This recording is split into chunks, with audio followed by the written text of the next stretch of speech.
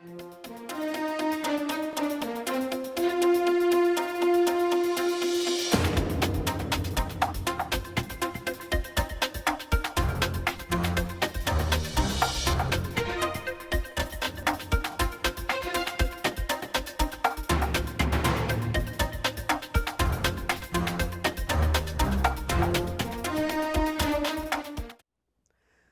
our guest today is Christopher Morin, Chairman of the Milford Finance Committee. Chris, welcome to the show. Welcome to the show. Thanks so much for having me again, guys. Okay, it's May. It's annual town meeting time. Yeah, it's spending time. And you guys are working on the budget. That's Yeah. one way of looking at it. No, it is. Spending time. No, actually, spending time for this one you're working on doesn't start till June 1st. July 1st, yeah, July 1st, exactly. right. But we're doing the budgets for that now. No, we have a very busy town meeting. Usually, a lot of what we do in this town meeting, a lot of it would be reoccurring articles, housekeeping articles, basically anything that you have to pass on a yearly basis at a town meeting, such as insurance premiums collected by the town can be spent by the town. Like if someone runs into a telephone pole, we don't have to wait for town meeting Right. to put up a And new the annual telephone budget. pole. The annual Yep, budget. and of course, yes, Okay, the now- annual budget. And the town warrant and the town, Yep. town. Now, yep. speaking to Zach Taylor, the Finance Director, it looks like the budget is rising 3.7 or 8% over the current fiscal year. Yeah, that's currently where we sit. We've had we had a directive out to all our departments at the beginning of budget season to try to hit that 2%. Many of the departments did hit that number. Due to contractual obligations, there were other departments that couldn't, and we reviewed all Right. those. Now, Zach told me the biggest drivers of the increases are contracted salaries, Yes. the increase in the trash collection contract with the new contract, Yep, that was significant. adding 2 people to the Highway Department, and adding 1 person to the Parks Department. That is correct. Those are the biggest drivers. And then there's the one budget yet that you haven't accepted as of the date of taping, Yep. which is kind of late for you guys going into May, and that's the school department budget. It is late for us. We usually try to get it done earlier than that. But that's above the 2%, slightly. It is, and the school department and our subcommittee for the finance committee have been working hard, and they've been working for quite a while. This is something that we've been working on for, over 3 months. I was going to say going back to January. at Absolutely, least. over 3 months we started working. Now, let me ask you a question, though.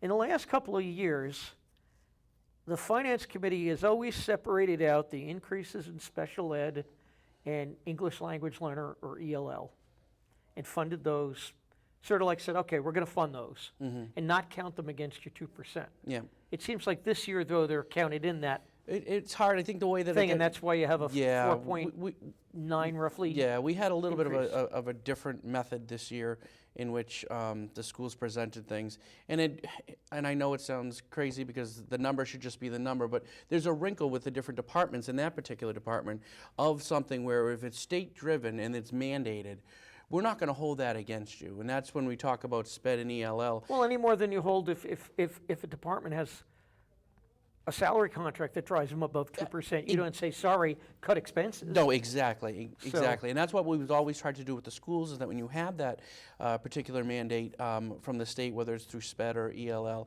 that no matter what, we automatically fund it, and then let's just talk about everything else on the other side.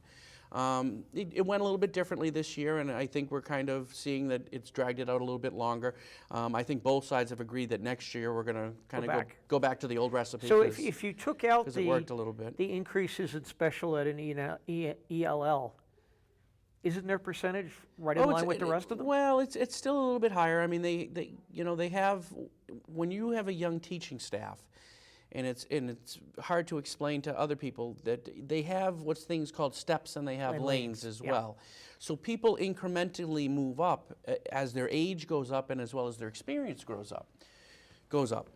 Well, the thing that we've had is that we were all excited that these older teachers retired, But now the new 3 or 4 years And ago. you got when rid of we the had higher that. end. And it was Yeah, fantastic. but now the low end is moving Now up. the low end is moving And they're up. getting their degrees, which gives them another step change? Or? No question. So aggressively as their time of service goes up, whether they're masters, plus 15, plus 30, all that kind of stuff, you're starting to see that some teachers, not through any, well, certainly fault of their own, but because of their advanced education and years of service, are getting significant year after year raises until they reach the top step. And then when they reach the top step, they pretty much stagnate. The interesting part about it is that some of that increase is driven by state requirements for additional education Absolutely, they requirements. have to take their So they- professional development. Right, yeah. within the Professional first 5 years, they all have to get a master's So degree. what happens is that the state has forced that issue. Yep. It used to be, the time, whatever they Yep. decided, but now they have to do it in a certain amount of No time. question, and that's Yeah, why you're seeing that the school budget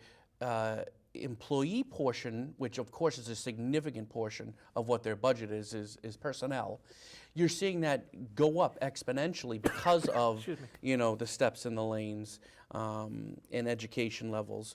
So we're starting to see that we're having a harder time to meet the obligations of that budget and still maintain a good, healthy overall town budget. But you're also having the same effect when the town meeting adopted the Personnel Board's new salary and wage schedule last year. Yeah. This year, you're seeing the effect of that, where there are some people getting step and lane changes. There is some significant increases in some people's salaries because of what happened at town meeting last year. Right, so it's there, and people need to understand that salaries and wages are probably, 95% of the town Oh, budget? yeah, when you think about it, I mean, what is, Expenses to this much. there's only a couple departments that really has significant expenses. The highway department has significant with its gravel, the parks department with water. Besides that, everything else is people. Right. You know what I mean? Our general expense levels really, there isn't much there. So yeah, you're exactly right, it's mostly personnel. Okay, but in addition to the budget, there are some financial articles that are not what I would call the capital ones you deal with in October. Retiring the school remodeling bonds. Absolutely. By spending a little money now, you save a lot of interest. It is, and we did this at our last town meeting, and we saved significant dollars. And we did say at that time to Treasurer Chris Pillar, listen, I want you to take a look at our debt schedule and look at what kind of bonds are coming up, whether we can be aggressive when we have the type of money.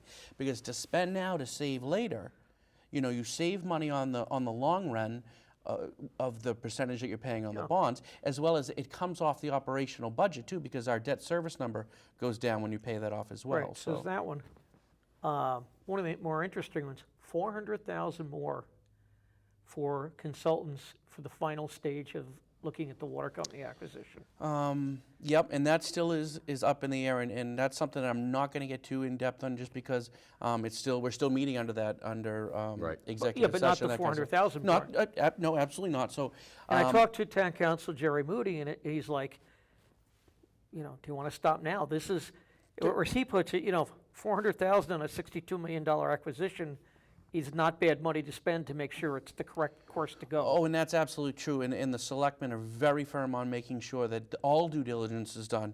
You don't go and acquire something for $62 million and then find an oops later on. Well, to their credit, Yep. all three of them have said they don't want to bring it to the voters till Until all they're of their ready. own questions are ironclad answered. Absolutely, because Since most of their questions are the ones we'd all be asking. there's no question, and I don't think it's fair to the voters to be have something proposed to them that you don't have all the answers.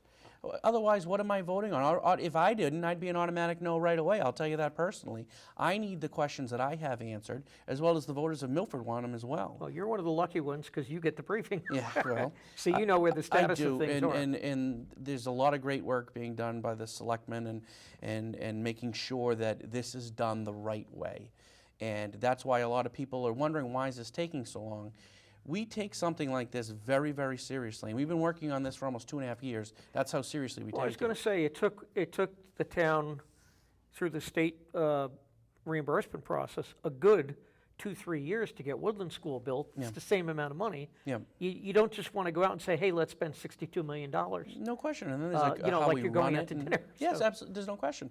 And everything has to be in place. I mean, because people will ask, well, how are we going to run it on a day-to-day basis? So not only do we have to Right. talk about can we first of all, can we afford it?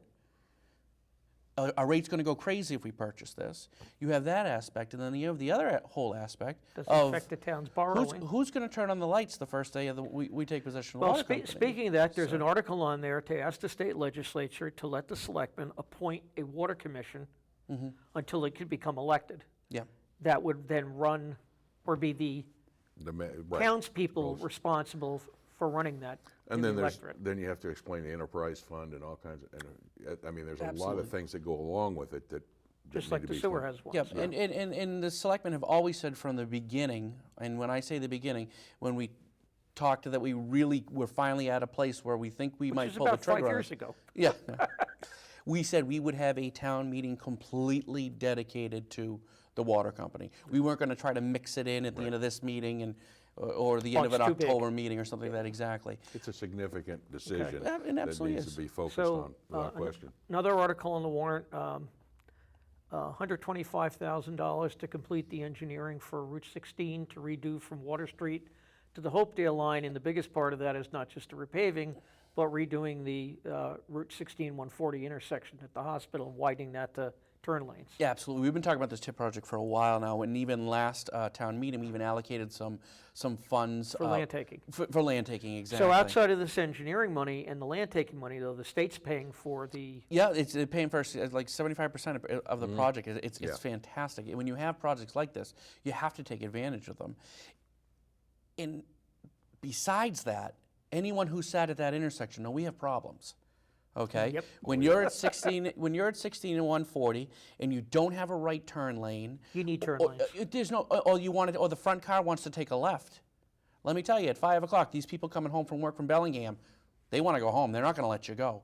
So you get one car, maybe two cars, that can take a At left every there light, yeah. at a light schedule, and that can send the, it sends the cars all the way back to Francis Flowers. I have to tell you that I do as much as I can to bypass that intersection in the morning and at night. Yeah. Yeah. I'll drive around the town. I'll go up to Birch Street and around the I was going to say, top 'cause end of the you town. guys know, because I mean, that's the way you're coming into Milford all the time, unless you go alternative routes. But you'll come in Yeah. that way. Yeah. No, And it's you know, it's hard. yeah, you're right. It's right hard. up there. It gets nuts. Yeah. It really So gets I'm nuts. trying to think. Those are the big money things that I see. I mean, there's some little items. Yeah, there's always, and there always is some little items. Oh, well, you know. there's $135,000 to keep the middle school east building operable. That is heat, lighting. Yep, whatever, which- that is for the selectmen to be able to keep that building. Sounds kind of perverse to keep a closed building running. No, but- no, you there's have to no do that. question, but it's still. I mean, that's another one of those that after a significant portion of time, we still don't know what we're going to do. Well, there's also an article that says Yep. the selectmen could put out an RFP Yeah, to get rid of it or and lease it or and that's what whatever. we're hoping, and that's what we're going to go with. But still, I mean, until that gets decided, Well, you have to maintain it until you make a decision. yeah, absolutely. Right. Yeah, Because if you don't, what happens is it really gets terrible, and then it has no value. there's no question. Yeah. So, And you know, this, just to go off on a topic, because I would like, this is something that I wanted to talk when I was here, is that just the attendance of people on the ballot for the town meeting is very, very disappointing. And I mean, I'm looking at the camera now, I would really like to see the residents of Milford, if you know that there are vacancies in your precinct, please come. You can come that night at town meeting. We're only down to and 3 get after voted. the election. Yeah, There but were I that mean, many write-ins. it was amazing to see. 27 open positions out of 240. That's staggering. I mean, that's 12%. I mean, that's a lot. Yeah. And you know, I even had it in my precinct where I'm precinct 5. I haven't seen an opening in precinct 5 in years, and we even had 3 openings in our precinct. I think you still do. Yeah, have some. it's just, you know, it's really amazing. I believe you're down to 3 or possibly 4, and that's it.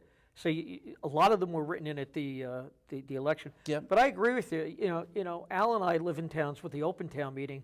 We're not used to the idea of being elected, and so for a lot of people, you know, oh, they skip it because, well, I'm busy with the kids or whatever. But this is you run saying, you know, I'll be there. Exactly. and in And reality, whether or as I say to people, it's about 10 hours a year obligation. No, there's no question. 2 long nights and some reading. Well, it's one of those things where if you make that obligation, if you make that commitment, then your obligation is to show up. Yeah. Because the voters who elected you expect you to represent them at the town meeting. Yeah. And you've had about, not just attendance-wise, you've been short about 80 people. You've got 240, not counting the at-large, and you've been running about 170, 180 attendance the last couple of Yeah, years. that sounds about So right. you're down about 60 people. Yeah. So and when you're trying to do things like buy a water company, spend $110 million on a budget, and you're not getting the turnout, and then you have people later on being like, well, how did this happen? I'd be like, well, there was no debate stirred on certain things that happened. That even happens in our towns. I mean, Well, what's going to just- happen is all the people are going to come in November for the tax classification hearing. Yeah. and say we don't like the tax rate, but in reality, the majority of the tax rate Done. comes out of this town meeting. Oh, absolutely. But Article 4 dictates really what the tax That's rate is. exactly. Spending. There's no question. And what happens is people get upset because the tax rate is high. Then they, oh, I've got to do something. They show up after it's too Yeah. late, and then you go, well, I'm sorry, and then the next year it's the same thing. There's no question. And we go through that in the small towns, not just Milford, Upton, Mendon. Yeah. But it's just interesting that it seems to me like the last couple of years, Article 4 is a huge article. You know, it's the most of the spending was 95.5 million this fiscal year. Next year it is 99 point something million, close to, you know, virtually $100 million when you think about it. And nobody asks the question. But then some innocuous little thing goes to the floor, like you have the dueling chicken articles in zoning this year. You know, where one says you can have 4 and one says you can't have any in the RA zone. You know those two are going to be argued for an hour. Yeah. You know it. Yeah. But no questions on the budget. Yeah. Well, I don't know if that'll necessarily be the case this year. I know that people have voiced to me some questions about some budgets. And the other thing that I try to stress to people, and Mr. Rudden, you know, because you're at a lot of our meetings, it's not no debate. There is lots of debate. Well, at your meeting, there's debate. It's just 3 months previous is where all the debate happens. So yes, you go up there and you'll do Article 4, and it may get voted on in 3 minutes. Yeah, and just anybody listening thinks the Finance Committee rubber stamps budgets has got to sit through the meetings because, boy, you guys go at it. yeah, Well, I think And you really bore into the department heads, probably more than other towns do. I mean, I don't think people realize, I've seen you guys scrutinize like, you know, $5 items in there because that's what pushes you over the 2% limit you were going at. we have, and you know, some people may say that we take it a little too far, and maybe we do, but we look at it every dollar that comes before us like it's ours. And But we you want to trimmed get it the down. most services for our town, but also I don't want to spend any money that I don't need to spend. I'd rather send it back to the taxpayer and give them their change, which we've been doing on a consistent basis for the last 4 or 5 years now. Don't spend it just because you have it. That's not right. It's not fair to people on fixed incomes, people who, I you know, agree. the elderly, that type of stuff. Well, let's also point out, all of you on the Finance Committee are Milford taxpayers. That's exactly right. So all of us have a vested interest in keeping taxes low, but also, if you look around, the services that we provide, I'd put them up against any town in the state. Trash pickup, leaf pickup, you know, all the trail. I mean, you talk about all the things that we provide. A top-notch police force, a top-notch fire department. You know, I'd put it against anyone. I look at some of the arguments, and a lot of times, you know, I'm sitting in that back row going, man, these guys are nitpicking. But when you're paying the taxes, you know, you really are not letting anything through. Yeah. And I'm trying to think of a good example, but I can't off the top of my head from this year. But I know, I mean, you've drilled down into budgets, you know, on the line item level, you know, to say, why is that there? Why is this here? Well, and that's absolutely the job of the FinCom. That's your job, is to ask that question and make a recommendation to the governing body at the town meeting, which is representative town meeting. But a lot of people don't realize that the charge of the FinCom is to review the submitted budget and submit to the governing body what's requested and what you recommend. 2 different numbers. Yeah. And I think it's interesting is you had a candidate running for office this year, and without getting into names and positions, who basically said the selectmen should listen to department heads and give them what they recommend. And I'm like, well, who prioritizes those requests? Because everybody's going to ask for everything. Hey, and that's what I mean. I don't begrudge any department head coming in, and you know, secretly, if some of them are my friends, I'd be like, listen, come in and ask for what you need. What's the worst thing that's going to happen to you? We're going to say no? Well, I mean, you ask for what you need, and if we scrutinize it and say, you know what, this does need to be done, you do need this, then the department head gets what they want. But if they come in already not thinking that, you know, I'm not even going to try because the FinCom's going to bust my chops, you know. well, that's always been my, when I was on the school committee or whatever, the goal is to ask for what you need, not what you think you can get. Yeah. You know, if you have a legitimate request, ask for that. Then the FinCom, whatever town you're in, is going to say, okay, that's a reasonable request. we can support that number. Or if you ask for something that's not supportable, or then their recommendation is to Or what not- you guys do a lot of times, which amazes me, is sit the department heads down. I know that Crier does this on the capital subcommittee you have. If the capital requests exceed the amount you're going to fund that year, he'll say, who can wait a year? Yeah, there's no question. But he doesn't dictate it to people. He lets them decide amongst No, themselves. and that's what works. And that's what I try to tell people all the time. Listen to me. It's the same bucket of money. It goes to all different departments, but it's all Milford money. So, yes, maybe this year you're going to go without, but we're going to make up for it next year, and maybe they get shorted. And our department heads do a great job working. I know I have great subcommittee chairs on my committee, and they do a great job working with their department heads to work through their budgets. to really bring to you a reasonable budget. Absolutely. I think they know the department budgets just as well as the department heads do. Oh, they do. I have great subcommittee chairs for budget, and just on their day-to-day operations with department heads, this time of the year, of course, their budgets, they really know their stuff. A lot of people don't really realize that budgeting on the line item level is, you have to know which line item goes to where and how much it's going to be spent. But budgeting is, for the governing body and for the town, is really very simple. The goes-insa can't surpass the goes-outsa. It's, that's what I call simplistic budgeting. No, But also, yeah, I think, absolutely. I totally agree with I you. think you raised this last year. The word budget itself does not mean it's final. It's a best guess of what you need. Yeah. And at the end of last year, you came up with something when the free cash was done that I said, I think you're within 5% of the budget or something, but you said basically, that's like a 95 on a test. Yeah, there's no question. And we're going to be wrong on this budget. It's impossible to get a budget right on the nose. Something will blow this That's way, why they call- that's something why I will come call it a under, budget. something will go over. Exactly, and I'm telling you right now, and I'll be standing up there at the October meeting and say, listen, our budget was off. I'm hoping I'm going to be doing the same thing at our last meeting and say, we were off the wrong way, and we'll have some extra free cash. And that's what I said, and you're exactly right. I said, if my kid came home and got a 95 on a test, I'd be pretty happy. And we were right in the wrong way.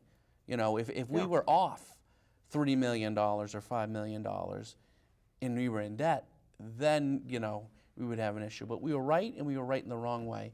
And we were pretty darn close. So. And that's why they call it a budget. Yeah. You can anticipate, but you can't predict. Yep, no, there's no question. No, and invariably, when you have millions of line items or thousands of line items in a $100 million budget, some of them are going to exceed what you budgeted, and some of them are going to be way under, just because the way things work out during the year. So as the year goes by, the selectmen are going to look at variances. They're going to say, gee, this one's over a little bit, we got to do something here, and this one's under, and this will give us a little space. And because of the laws now, the selectmen can move money from one line item to another, depending upon what that line item is. Yep, and it's just as simple as, say that there's a convention, and all of a sudden every hotel room is booked for 3 weeks. Say they have a good sale, and everyone goes out and buys cars, and all of a sudden our excess day. Well, that's actually what happened last year. And that is a lot of what happened. Is that Recession revenue, ended, everybody bought a car. Exactly. You can't forecast something like that, but that's in the end where a lot of times you'll see the deviations is on stuff like that. But you give it back, which is interesting. Yeah, You've been at the almost $3 million level with the last 2 years in a row. Yeah. And that's the goal again for fiscal the end of fiscal 17, is to not spend. Yep. Because you're really not, when you say you're giving it back, you're really not handing people a check. You're not spending as much as you could, so the tax bill doesn't go as high as it could. That's exactly But you've been right, in the yeah. $3 million range for at least 2 years. Yeah, we've been very aggressive. That's pretty good. We've been very aggressive with that, and I think that's another thing that I just have to compliment department heads and the town officials as a whole. That's a great achievement to do something like that, and then to also have not only to be able to do it, but also have the commitment To do it. to do it. It'll- Because a lot of yeah. people can come back and say, "Oh my God, we have $2.8 million. What are we going to do with it? What do you want?" Yeah. And a lot of towns will do that. They'll say, "Look, And I remember your famous words were, it's their coin, give it back. Give them back their change." because that's what it is. And you know, we all have the philosophy, and you know, that if we don't need to spend it, there's no reason to take it from the taxpayer in Milford. So, Well, Do you think they realize that? I hope they do. I hope. It's hard for them to do it though, because their tax bill still goes up. Yeah. And I know, I have friends and everything. They come up to me. They're like, Chris, 2.8 million to the tax rate. Look at my tax bill. It went up. I'm like, listen. Could have gone up more. Yeah, exactly. It's never going to not go up. That's basically impossible. I said it just could have gone up considerably more than what it did if correct. we didn't The tax do that. bill's going to go up because the cost of living goes up. People get Everything. people get raises. So Yep. the long and short The of it valuation is of your house goes right. up. Everything changes. Yeah. So you know, and they say, you know, in our towns, it's the levy limit and the 2.5% increase, and people say, well, your taxes went up 5%, mine only went up 1%. Why is that? Yeah. Because it's relative to the tax base in the whole town, not Yeah. to your specific No, house. no question. Condo, single Yep. family, It's all just that kind of stuff. interesting that 1982, Prop 2.5 went into effect. We're 2018 fiscal year, and people still don't know, The difference. understand how that works. No, it really is. It's not as easy as it sounds, and I understand why people don't understand it, but I think it's a great thing. It really holds towns at bay and controls their Well, spending. I'll tell you what they may not realize it does. As an elected assessor in my town, Yeah. the things I've learned in going to school is because the State Department of Revenue has so many rules now on assessment and making sure you're assessed properly. And that assessment in turn drives the overall value of the town, which is, you know, part of the division factor that gives you the tax rate. You're actually being fairly taxed under 2.5. Not just do you have a cap on how much you can go up every year, but you're more fairly taxed than most states ever will be. Yeah. And if people don't believe me, this is the golden example. We have 100% full and fair market valuation in Massachusetts. California is still, if I bought a house 30 years ago, I'm being taxed at the value I paid for that house 30 years ago. Yeah. I sell the house to you. Yeah. Okay, the house that was $500,000 30 years ago is in Silicon Valley is now worth $4.2 million. By the way, for Cape, Yeah. that's their values out there. You're now paying taxes on a $4.2 million Absolutely. assessment. Yep. So not only did you pay more to buy the house, but your assessments up here, it's actually pegged to where the real sales are. Yeah. So Right. it's actually a good law. It is, and you know what? I think we've proven in this town that if you're diligent, I mean, we're lucky with our industrial base. I'm not going to lie to you. Man, In commercial, we're very lucky with that. But it goes to show you if you're diligent and you have good people working, you can live within that 2.5%. You've never had an override. in Never this have town. an override. Never had a debt exclusion. Never had a debt Knock on wood. exclusion. Yep. And I know Well, you guys. You know, you I guys watched have had you- to watched- grin and bear it. And All the know. time. Watched you guys buy what is it, $1.5 million fire truck, or is that $2 million for cash? yeah, we went and bought that. Yeah, it ladder was truck. $1.2 million, and cash. we paid for it with cash. That's incredible Yeah. Yeah. compared to other towns. So No, Well, you know, each town goes through its own thing. The dilemma is Prop 2.5 passed when a lot of the small towns were really in Rural. rural and in fact then the city deve- for and then a the while. development hit. And then bango, the development hit, and what they were well managed at that point in time, all of a sudden the rules changed. Yeah. And life was not a good thing. And I think it's important to know that when you have something like a budget, the wheels can come off at any time. If you screw up even one budget, Yep.